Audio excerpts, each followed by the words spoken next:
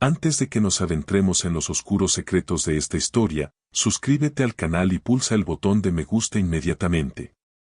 Comencemos.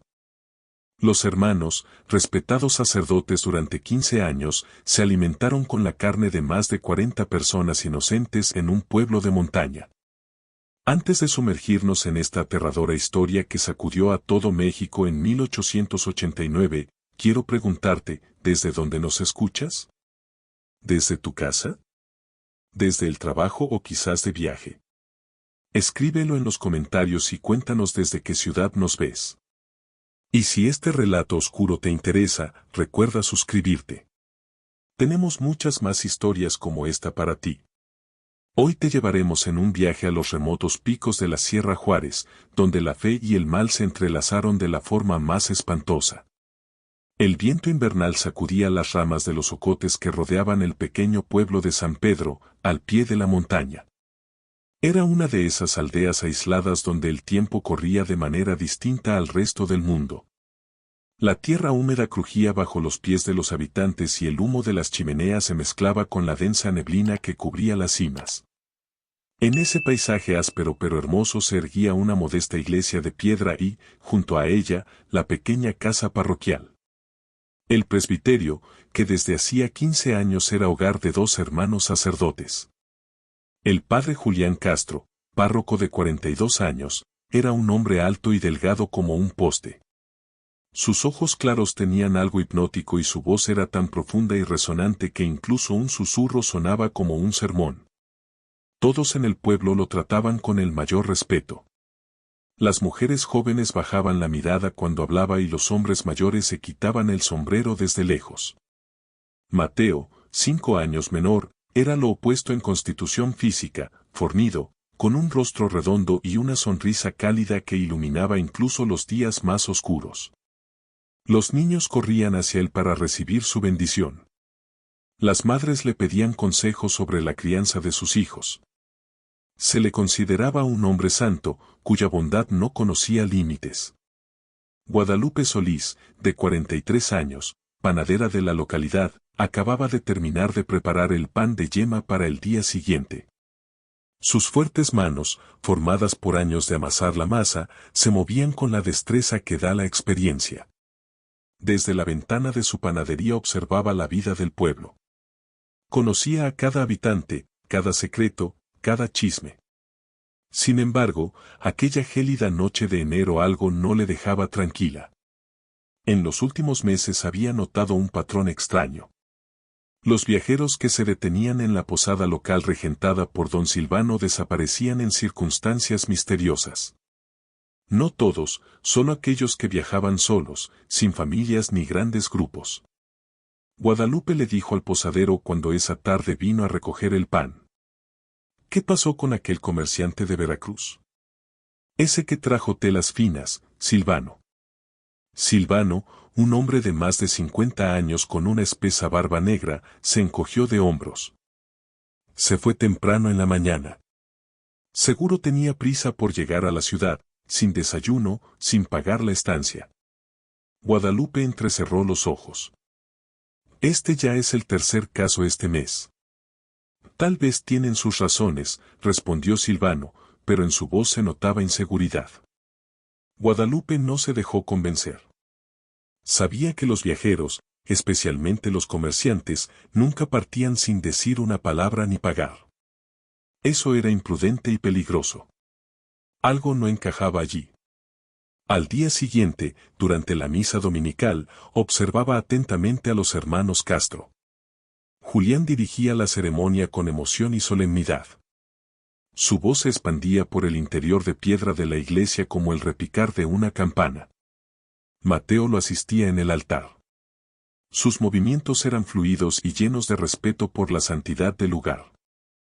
Hermanos y hermanas, dijo Julián, sus ojos recorriendo a los fieles reunidos. En estos tiempos difíciles, cuando el frío pone a prueba nuestra fe, recordemos la hospitalidad. Cristo a menudo llega a nosotros bajo la forma de un extraño necesitado de refugio. Un escalofrío recorrió a Guadalupe. Algo en la manera en que Julián pronunció esas palabras le pareció extraño, como si escondieran un sentido más profundo. Después de la misa, cuando los fieles se dispersaban hacia sus casas, Guadalupe tomó una decisión audaz. Se acercó a Mateo, que limpiaba el altar. Padre Mateo, empezó con inseguridad, ¿sabe usted algo de esos viajeros que últimamente desaparecen de nuestro pueblo? Mateo se detuvo a mitad de movimiento. Una sombra cruzó su rostro, pero enseguida volvió a su tarea. ¿Desaparecen? No entiendo, hija mía. Ya sabe, los que se hospedan en la posada de Silvano, y luego simplemente desaparecen sin despedirse. Los viajeros son gente variada, respondió Mateo sin mirarla. Tienen sus asuntos, sus prisas. No podemos juzgarlos. Guadalupe percibió tensión en su voz. Algo no estaba bien. Mateo, que solía ser tan cálido y abierto, ahora parecía cerrado, casi a la defensiva. Esa noche, tumbada en su cama, Guadalupe no podía dormir. Su mente volvía una y otra vez a la misma cuestión. En los últimos 2 años habían desaparecido al menos 10 viajeros. Todos eran personas solitarias, sin familiares que pudieran buscarlos. Todos se habían alojado en la posada de Silvano y todos habían desaparecido sin dejar rastro. Pero lo que más le inquietaba era la actitud de los sacerdotes. Julián y Mateo siempre habían estado muy involucrados en la vida del pueblo. ¿Por qué entonces nunca preguntaban por los viajeros perdidos? ¿Por qué no organizaban búsquedas? El viento afuera aulló aún más fuerte, como si la misma naturaleza advirtiera de lo que estaba por suceder. Febrero trajo consigo heladas aún más severas.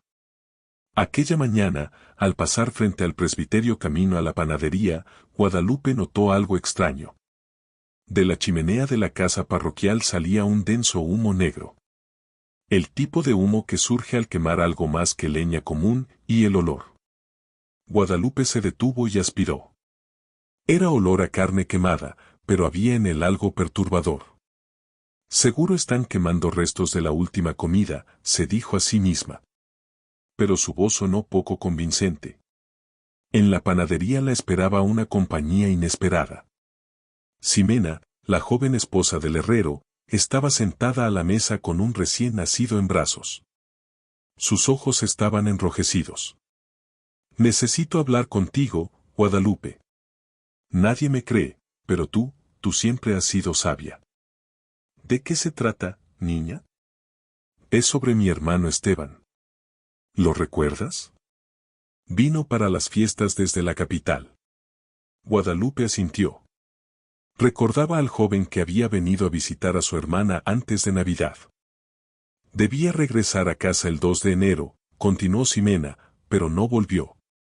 Y cuando fui a preguntar a la posada, Silvano dijo que Esteban se había marchado antes de las fiestas. Pero eso es imposible, yo lo vi aún el día 28. El corazón de Guadalupe latió más rápido, otro desaparecido, y esta vez alguien del lugar. ¿Hablaste con el sacerdote? Ximena negó con la cabeza. Tenía miedo. Todos dicen que me lo estoy inventando.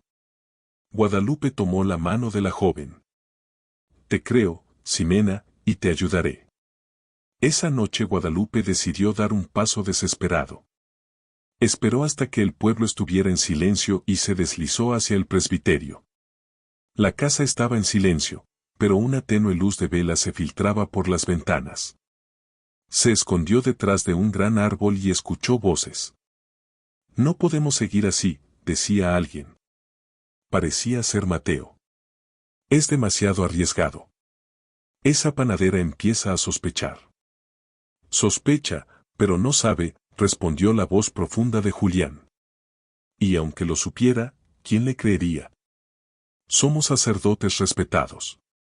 Tal vez ha llegado el momento de recordarle a esa mujer cuál es su lugar. Guadalupe retrocedió aterrada y corrió a su hogar. A la mañana siguiente, Mateo entró en la panadería. Su sonrisa ahora parecía forzada. Guadalupe, dijo con voz firme, he oído que andas haciendo preguntas sobre los viajeros. En pueblos pequeños, los rumores pueden dañar a personas inocentes. ¿no crees que sería mejor ocuparte de tus propios asuntos? No era un consejo, era una amenaza. Tan pronto como él se fue, Guadalupe corrió hacia la casa de Ximena. Tenemos que contactar a alguien de afuera, dijo sin rodeos. Alguien que tenga autoridad y que no le tema a los sacerdotes. El abad Francisco Malinowski, enviado desde la Ciudad de México, llegó al pueblo a principios de marzo. Era un hombre de mirada penetrante que llegó tras una carta desesperada que Guadalupe envió a través de un primo que trabajaba en la curia. El abad se hospedó con Silvano, quien estaba visiblemente nervioso. Tras una reunión oficial con los hermanos Castro, el abad visitó a Guadalupe en secreto. ¿Tienes alguna prueba concreta?, preguntó tras escuchar el relato. Solo mi instinto, padre. El instinto a veces es la herramienta más importante, respondió él. Mañana comenzaré una investigación discreta, pero si tus sospechas se confirman, todos estaremos en peligro. Al investigar, el abad notó que el sentimiento de los aldeanos no era lealtad, sino miedo. Finalmente, confrontó a Silvano en su cocina. Ellos me dijeron que guardara silencio, susurró el posadero. Dijeron que si hablaba, mi hija desaparecería. Los sacerdotes invitaban a los huéspedes a desayunar al presbiterio y luego, nunca los volvía a ver. Esa noche, el abad decidió actuar. Sin una que lo delatara, se acercó al presbiterio. Siguiendo un sonido rítmico de hachazos, encontró una entrada al sótano. Al mirar por la rendija, su sangre se congeló. Julián estaba allí, con la camisa manchada de sangre, descuartizando restos humanos sobre una mesa de madera. En los rincones había cadenas, huesos apilados y un libro de registros. Al intentar huir, Mateo lo interceptó con un bastón. Dios nos dio esta bendición hace 15 años, dijo Mateo con una locura lúcida. El primer viajero murió y Julián tuvo una visión, que la comunión debe ser literal. El que come mi carne tendrá vida eterna. Eso es una herejía de mente, gritó el abad. Antes de continuar, si estás listo para ser cómplice en cada misterio que desenterremos, suscríbete al canal y pulsa el botón de me gusta inmediatamente. Sigamos con la historia. Es la verdad, gritó Mateo. 42 almas se han convertido en nuestra verdadera comunión. Julián salió del sótano con las manos rojas. Abad, Dios te envió como el alimento número 43. No hemos enfermado ni envejecido en 15 años gracias a esta bendición. Pero justo cuando Julián se abalanzaba con un cuchillo, se escucharon gritos y caballos afuera. La carta del abad había surtido efecto, un destacamento de la Guardia Rural había llegado. Aquí, en el sótano, gritó el abad esquivando el golpe.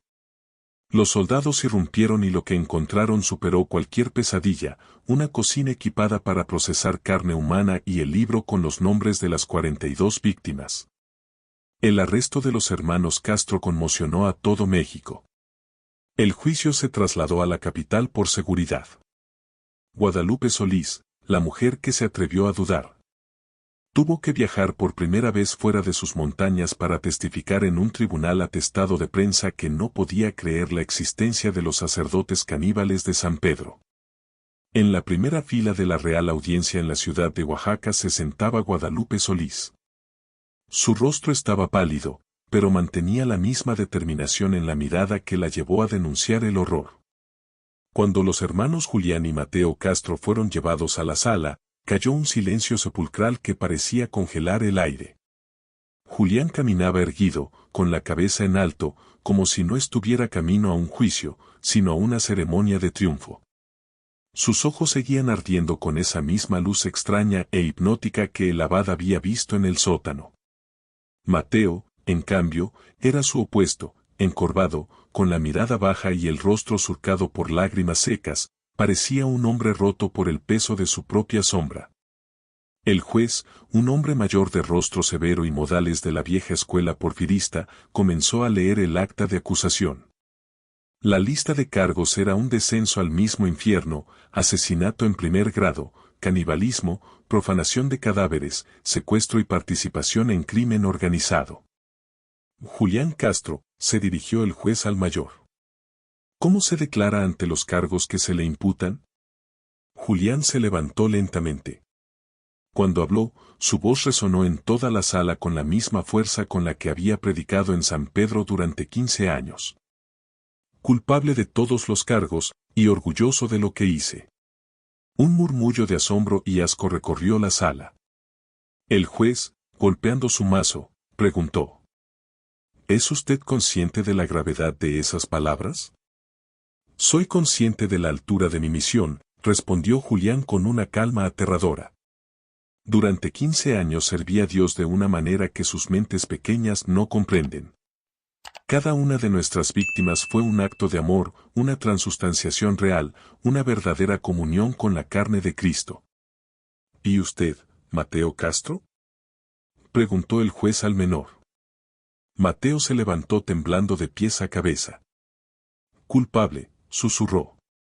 Culpable y lo siento por todas esas almas, por sus familias, y le pido perdón a Dios por el horror que ayudé a construir. La diferencia era impactante. Julián seguía siendo un fanático inquebrantable, mientras que Mateo parecía un hombre que finalmente había despertado del trance y visto el carnicero que habitaba en él.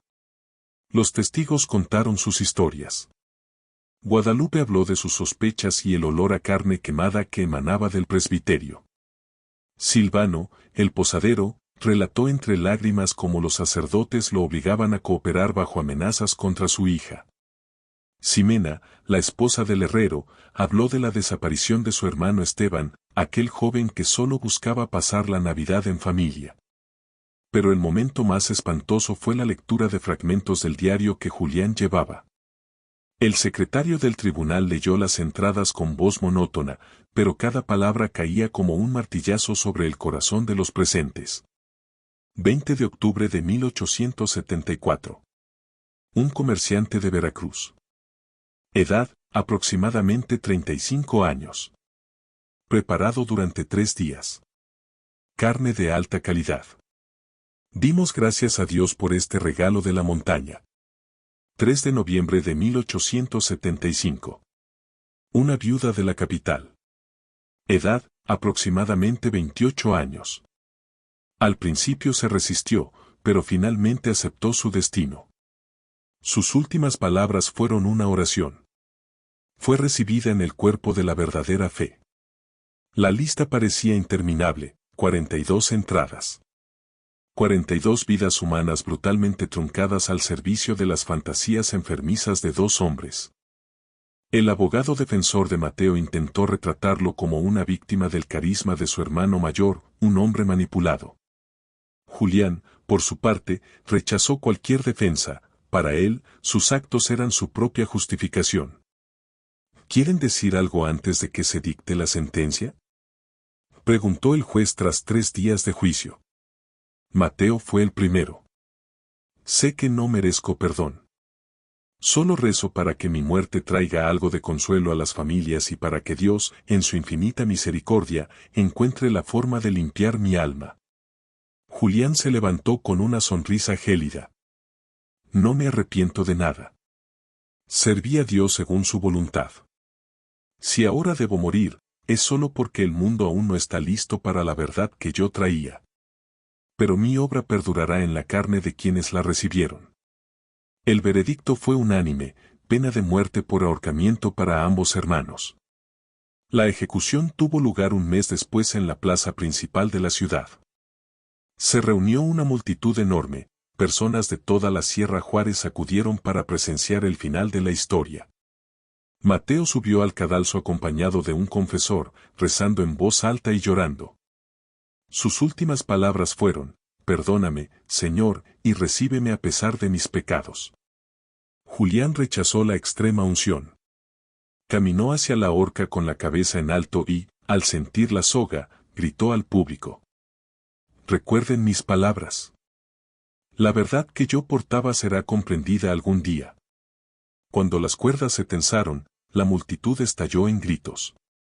Se había hecho justicia. En San Pedro de las Nubes, el presbiterio fue demolido piedra por piedra. Los aldeanos no podían soportar que el lugar de tales horrores siguiera en pie. Esas mismas piedras se usaron para construir un muro en el cementerio local. De ese modo, un lugar de muerte fue transformado en un lugar de protección para el descanso eterno. Guadalupe Solís regresó a su aldea como una heroína, pero nunca volvió a ser la misma. Durante años despertó gritando, atormentada por el humo negro que vio salir de la chimenea. Nunca se casó, dedicó su vida al trabajo y a cuidar a los huérfanos del pueblo. Silvano cerró su posada y, abrumado por la culpa, se dice que se marchó hacia el norte, hacia los Estados Unidos, buscando olvidar el sabor del pan que se servía en los desayunos del presbiterio. La aldea fue recuperando la normalidad, pero la historia se transmitió en susurros de generación en generación como una advertencia contra la fe ciega. En el lugar donde antes estaba la casa parroquial, brotaron arbustos de rosas silvestres blancas. Los ancianos dicen que son las almas de las víctimas que finalmente encontraron la paz. Pero en las noches más cerradas de neblina, los habitantes de San Pedro juran que aún se escuchan forcejeos bajo la tierra y esa risa espeluznante de Julián Castro que ni la soga ni el tiempo han logrado silenciar. Los crímenes de los hermanos Castro permanecen en la memoria de Oaxaca como la prueba de que los monstruos más terribles suelen esconderse tras las máscaras más santas. La fe y el fanatismo caminan por una línea muy delgada, y hoy hemos visto lo que sucede cuando esa línea se rompe en lo más profundo de nuestras montañas. Si esta historia te ha erizado la piel tanto como a nosotros, no dejes que el misterio termine aquí. Dale, me gusta, a este video si crees que la verdad siempre debe salir a la luz, sin importar qué tan alto sea el pedestal de quienes la ocultan. Suscríbete a nuestro canal y activa la campana de notificaciones, es la única forma de asegurarte de que no te perderás nuestro próximo viaje a los rincones más oscuros de la historia y la mente humana. No permitas que estos relatos caigan en el olvido. Cuéntanos en los comentarios, ¿crees que los hermanos Castro estaban locos o eran simplemente malvados? Gracias por acompañarnos, por tu tiempo y por ver este video hasta el final. Nos vemos en la próxima oscuridad. Dios los bendiga.